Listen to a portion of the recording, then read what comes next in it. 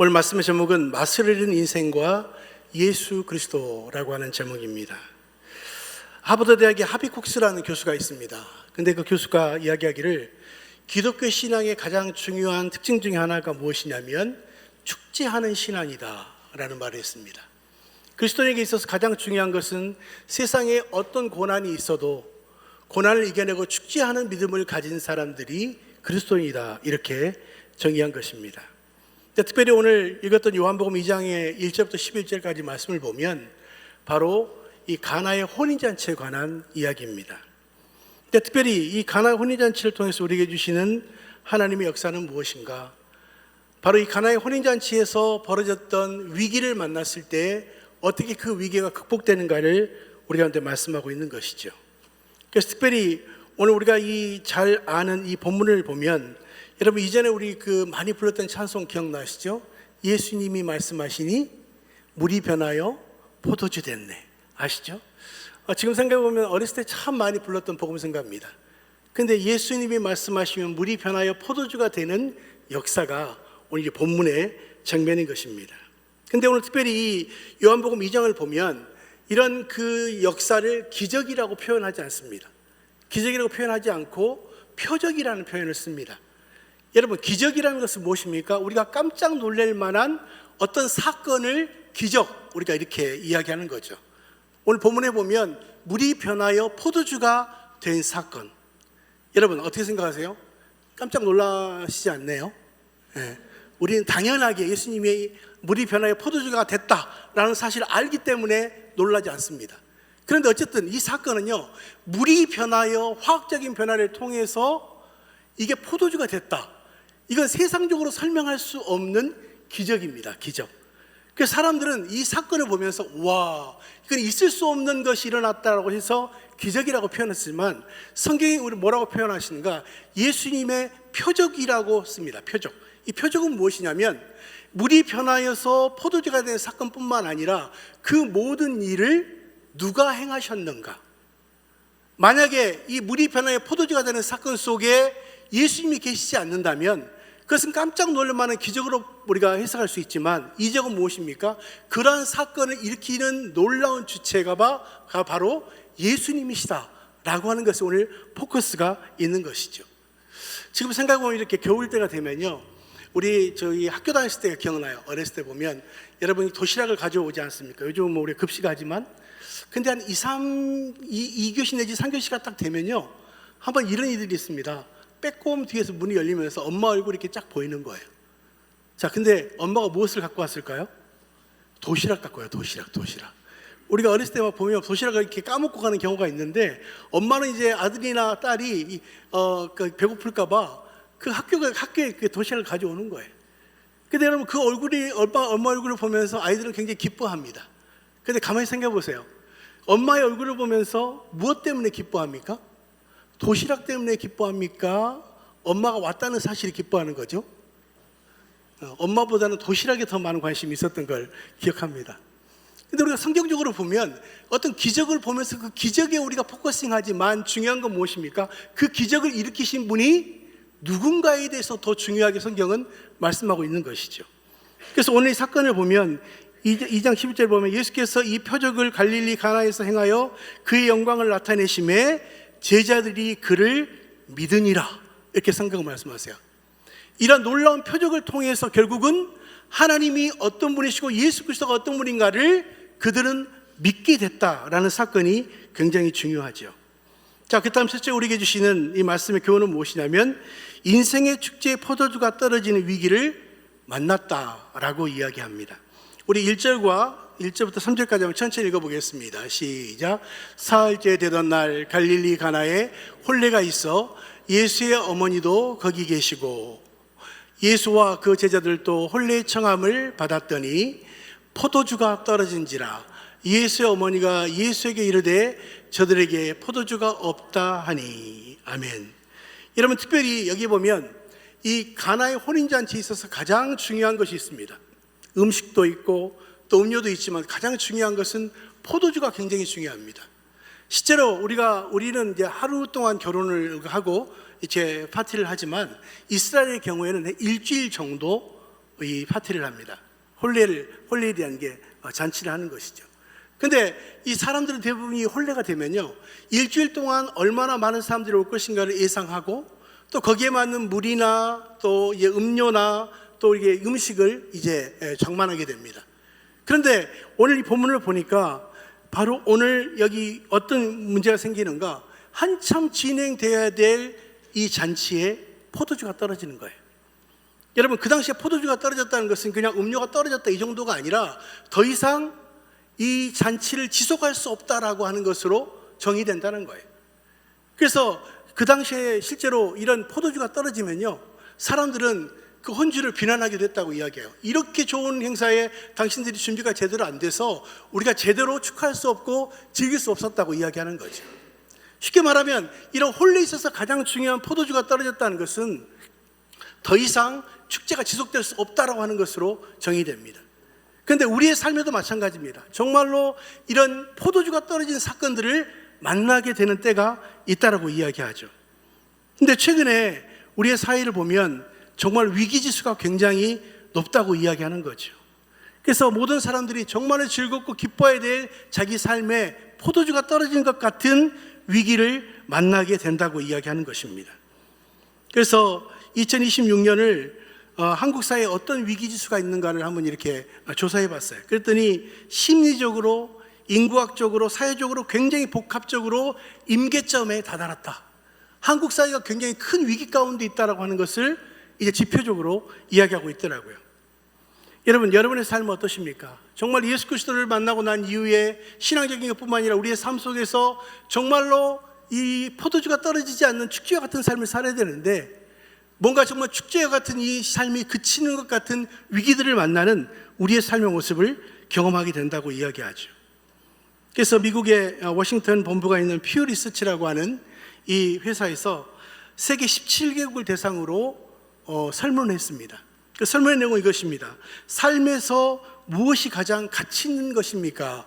라고 물어봤어요.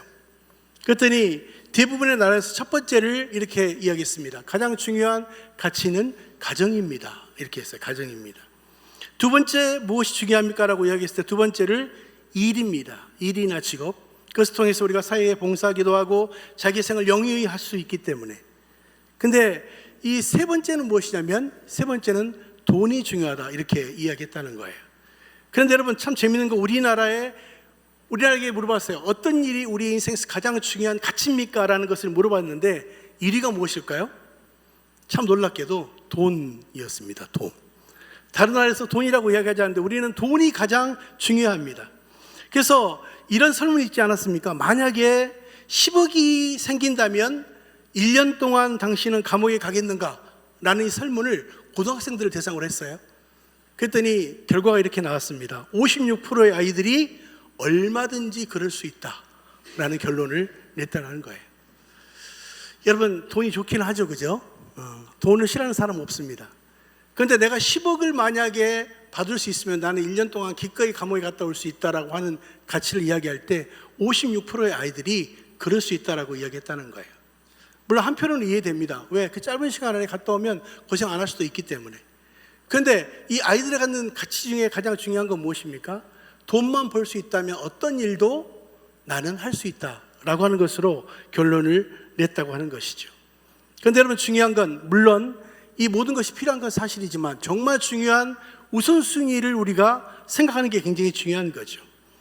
디모데전서 6장 10절의 말씀 한번 같이 읽겠습니다. 시작. 돈을 사랑함이 일만하게 뿌리가 되나니 이것을 탐내는 자들은 미혹을 받아 믿음에서 떠나 많은 근심으로써 자기를 찔렀도다. 여러분, 디모데전서에 보면 이렇게 말합니다. 돈을 사랑함이 무엇이라고 말합니까? 일만하게 뿌리가 된다. 이것을 탐하는 자들은 미혹을 받아 믿음에서 떠나고 많은 근심으로 자기를 찔렀다. 이렇게 이야기하고 있습니다. 근데 이렇게 보면 저는 그런 생각을 했어요. 돈을 사랑함이, 여러분, 돈은 사실 이용해야 될 것이지 사랑할 건 아니잖아요. 근데 오히려 하나님을 사랑하고 돈을 잘 활용해야 되는데 하나님보다도 돈을 더 사랑하는 그 모습, 이것이 사실은 가장 큰 문제라고 이야기하는 거죠.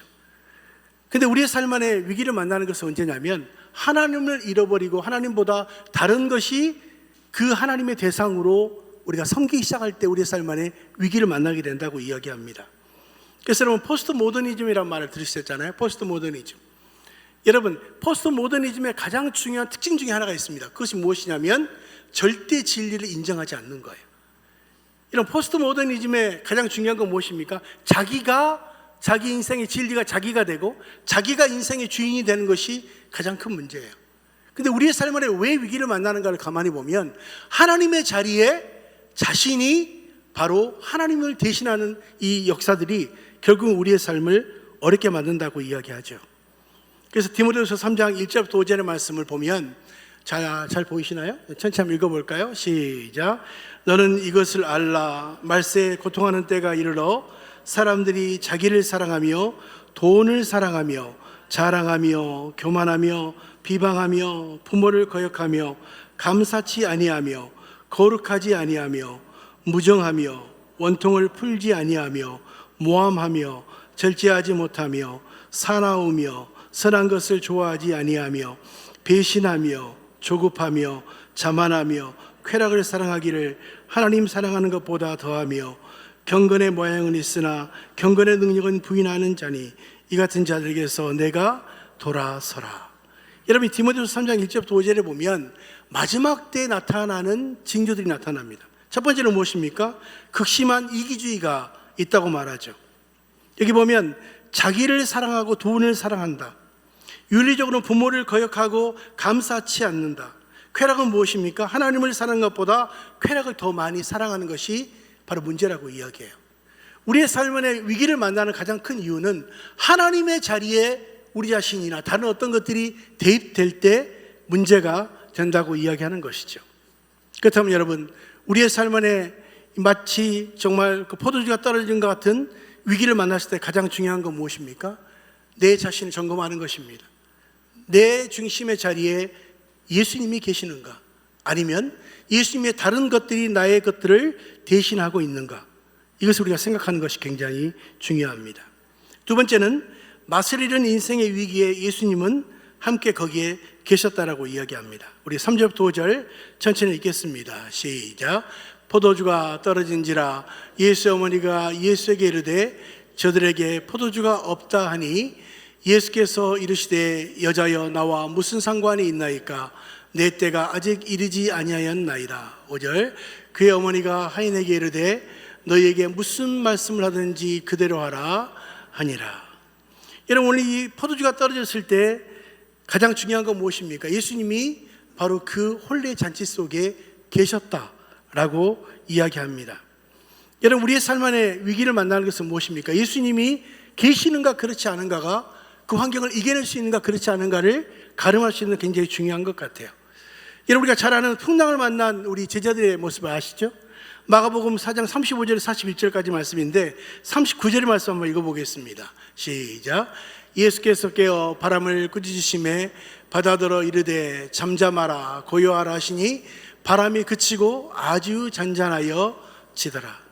여러분, 여기 보시면 우리 예수님과 함께 가던 제자들이 풍랑을 만나게 됩니다. 근데 예수님께서는 그 풍랑 가운데 특별히 배 안에 주무시고 계셨어요. 여러분, 만약 이 풍랑 가운데 예수님이 계시지 않았다면 아마 그 배는 파손했을 것입니다. 아니면 제자들은 생명을 잃었을 것입니다. 근데 중요한 건 무엇입니까? 바로 예수님께서 깨어서 꾸짖으시니 아주 잔잔하게 됐다고 성경은 말씀하고 있는 것이죠. 여러분, 위기의 순간에 우리 안에 예수님이 그 안에 계시는가? 이게 굉장히 중요한 부분이죠. 우리가 잘 아는 나사로 이야기 아시죠? 이 나사로 이야기. 자, 우리 요한복음 11장 21절을 읽겠습니다. 시작. 마리다가 예수께 여짜오되 주께서 여기 계셨다면 내 오라버니가 죽지 아니하였겠나이다. 여러분, 우리가 잘 아는 마리아와 마르다가 그의 오라버니인 바로 이 나사로가 죽게 되잖아요. 근데 죽은 다음에 예수님께서 나사로의 집에 찾아오게 됩니다. 근데 그때 마르다가 뭐라고 이야기합니까? 예수님이 계셨으면 나의 오라버니가 죽지 않았을 것인데 라고 이야기하고 있죠. 쉽게 말하면 예수님이 계신 것과 계시지 않는 것의 가장 중요한 차이는 무엇입니까? 예수님이 계시면 문제가 해결되지만 예수님이 계시지 않으면 해결되지 않는다는 것이 성경의 진리라고 이야기하고 있죠. 그래서 여러분 백문일답이라는 말 들어보셨죠? 백문일답. 이게 무엇입니까? 100가지 문제가 있어도 답은 하나다. 사실 이 백문일답은 우리 CCC 우리 김준고 목사님께서 시작한 아주 신앙의 운동 중에 하나죠.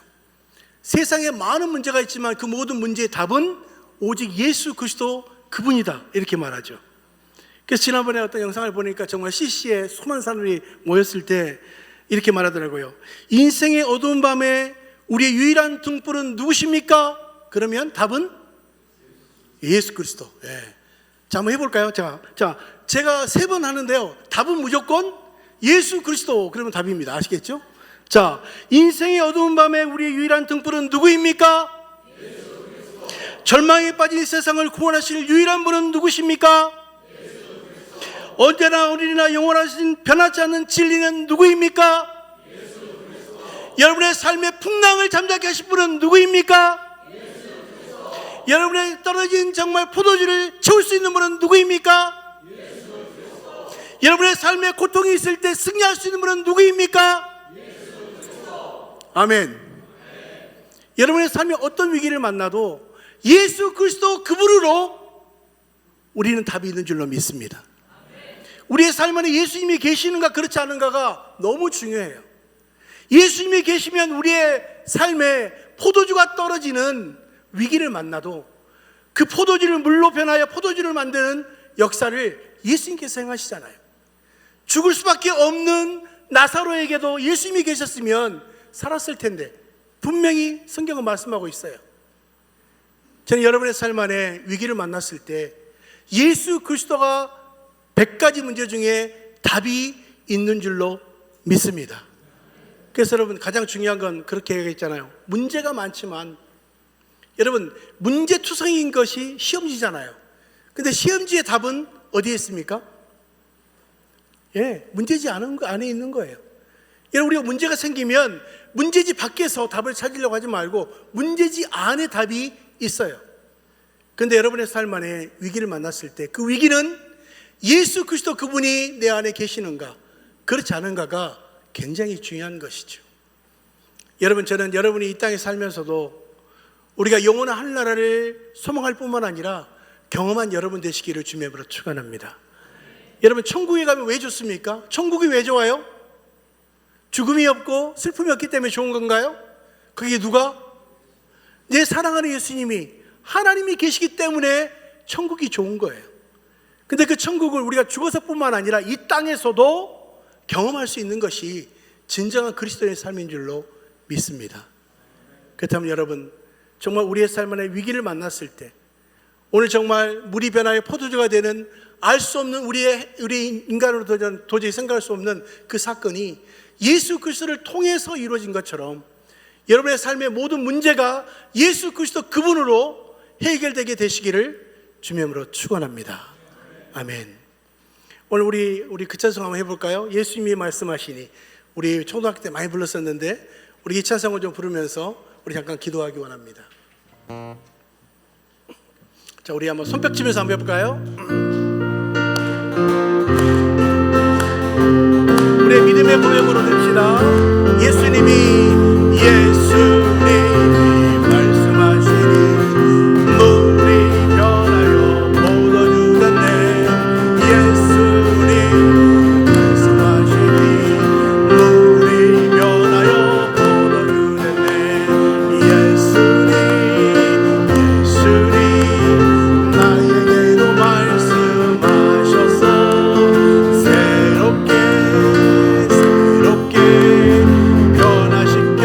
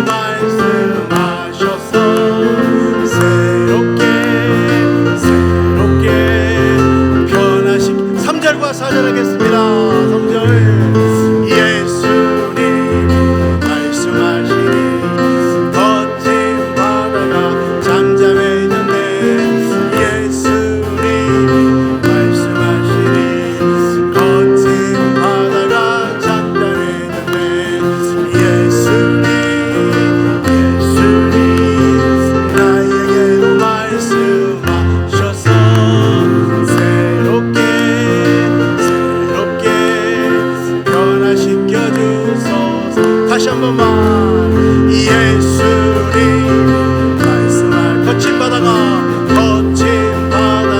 잔잔해졌네. 예수님 말씀하시니 거친 바다가 잔잔해졌네. 예수님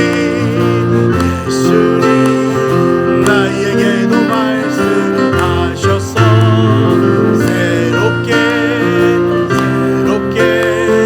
변화시켜 주소서. 이 시간 다 같이 한번 기도하겠습니다. 주님, 그렇습니다. 우리의 삶 안에 포도주가 떨어지는 것 같은 위기를 만나고 또 나사로가 죽음을 맞이하는 그런 순간을 맞는 것을 우리가 보기도 하고, 때로는 정말 우리 안에 있는 정말 수많은 파도를 경험하는데, 주님, 한 주간 동안 정말 예수님으로 승리할 수 있도록 도와주시옵소서. 우리 다 같이 기도하기 원합니다. 기도합니다. 하나님 아버지, 참으로 감사드립니다. 오늘 아버지 말씀을 보면 우리의 삶의 위기를 만날 때 하나님 아버지 예수님이 계시면 하나님 아버지 우리가 구원받을 수 있을 뿐만 아니라 하나님 아버지 거친 파도도 아버지 정말 하나님 아버지 떨어진 포도주도 하나님 우리의 삶의 위기도 얼마든지 극복할 수 있는 것을 고백합니다. 하나님의 사랑하는 성도들에게 오늘 한 주간 하나님 아버지 정말 예수님이 나와 함께 하시면 예수님이 나의 답이 되시고 예수님이 나의 능력이 되신 것을 고백하며 또 아버지 정말 하나님 아버지 경험하는 우리 아버지 성도님들 될 수 있도록 도와주시고 우리가 결코 세상이 지지하고 아니하고 승리할 수 있는 믿음의 사람들이 될 수 있도록 하나님 아버지 도와주시고 역사하여 주시옵소서. 그렇게 하실 주님께 감사합니다. 예수님, 우리의 삶 안에 축제가 끝나는 것 같은 포도주가 떨어진 상황을 만날 때가 있습니다. 하나님 아버지, 그렇지만 예수님께서 그 모든 문제에 답이 되신 것을 고백합니다. 우리 귀한 성도님들 한 주간 동안 예수 그리스도 그분이 나의 모든 문제 해결자가 되시고 예수 그리스도가 나의 답이 되신다는 고백을 하나님 아버지 할 수 있는 아버지 귀한 우리 성도님 될 수 있도록 도와주시고 우리의 모든 묶여진 것들 또 아버지 하나님 아버지 어려운 환경들이 예수 그리스도 이름으로 풀려진 역사를 경험하도록 이번 한 주간 주님 역사하여 주시옵소서. 예수 그리스도 이름으로 간절히 기도드렸습니다. 아멘.